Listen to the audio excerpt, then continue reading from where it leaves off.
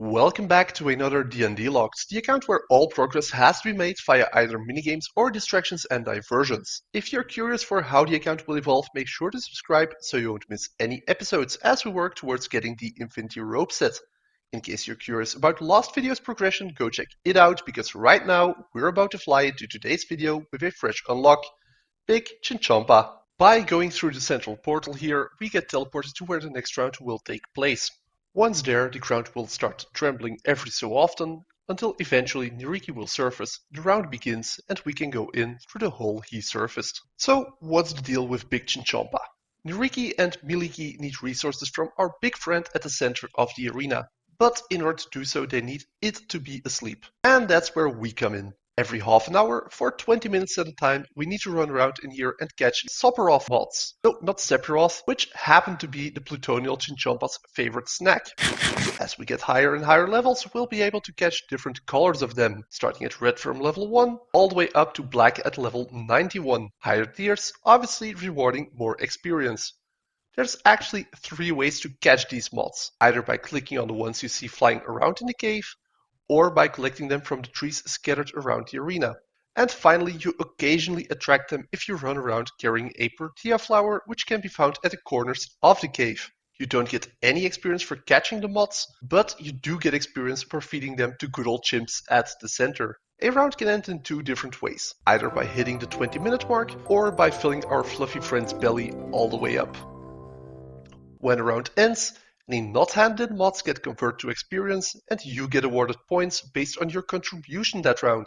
Those points in their turn can be used at our 2 gnome friends' shops for tickets to specialized hunter areas, or be exchanged for various goodies. The latter of these 2 will become relevant for this account later on, but first we need to catch them, hand them in, and get some XP for our next grind. So yeah, at this point I've ran 13 Big Chinchompa runs, gaining me a decent chunk of Hunter XP, and the level 42 Hunter I needed.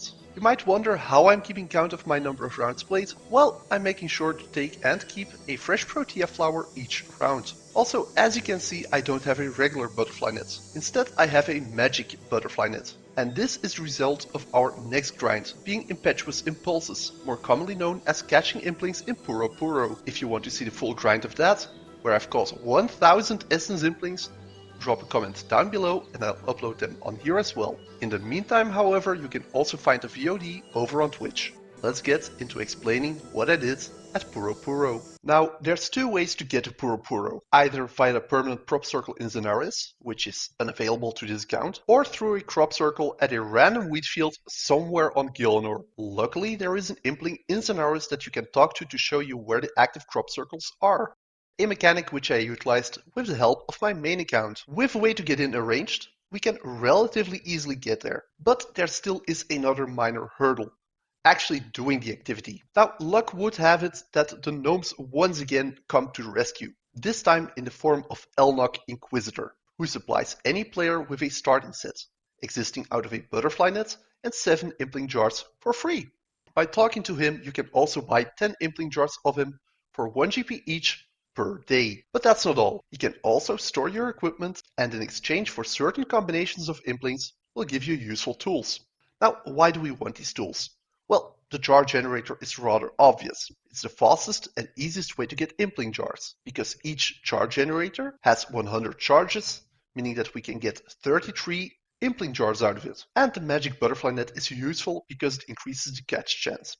Now, if our account didn't have the restrictions it had, the magic butterfly net also would be useful because it allows you to use the Play the Dive ability for mobility, and it also counts as a spellcasting focus to cast rooting spells such as Bind, Snare, or Entangle, which prevent the Implings from flying away. Sadly though, at the moment we don't have the required magic level to cast either of those 3 spells. As a result, we have to do it the hard way, running around, pushing through the magical weeds, hoping the Implings don't fly away, catch an inventory of them, go out of Puro Puro, bank, return, repeat. But that's not all. There are also imps running around who are up to no good, namely liberating the jarred up Implings from our inventory.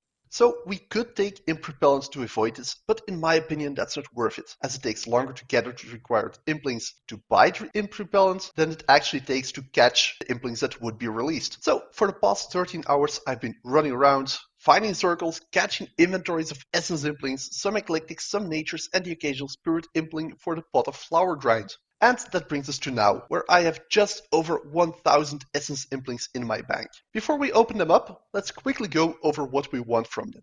A quick glance on the more extensive OSRS wiki suggests that we need a buttload of runes.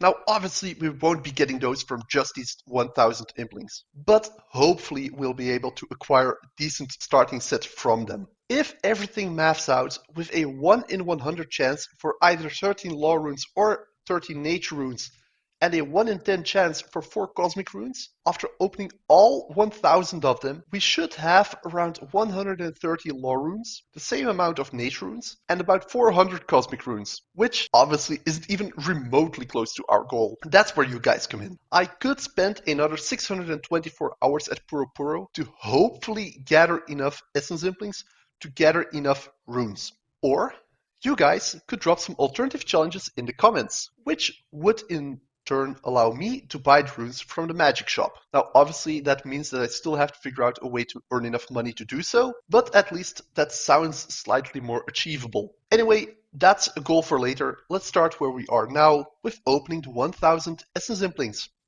Let's get to it.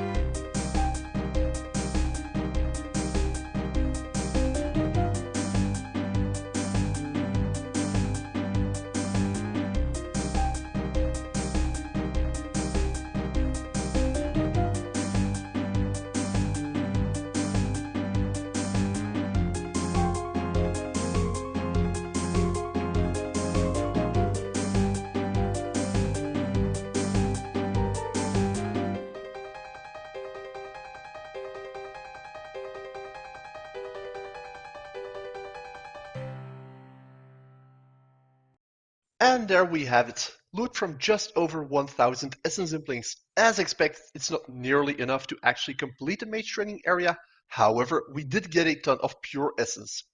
What do you guys think? Should I be allowed to train runecrafting using those or not? I didn't explicitly include them in the pilot as a usable resource, but it is technically loot from a minigame. So let me know your thoughts in the comments down below. In the meantime, I'll be catching some more Essence Implings every Saturday live here on YouTube. If you don't want to miss that, make sure to subscribe so you get notified. In the meantime, thanks for watching and hopefully see you next time where we'll be doing some different types of hunting. Bye.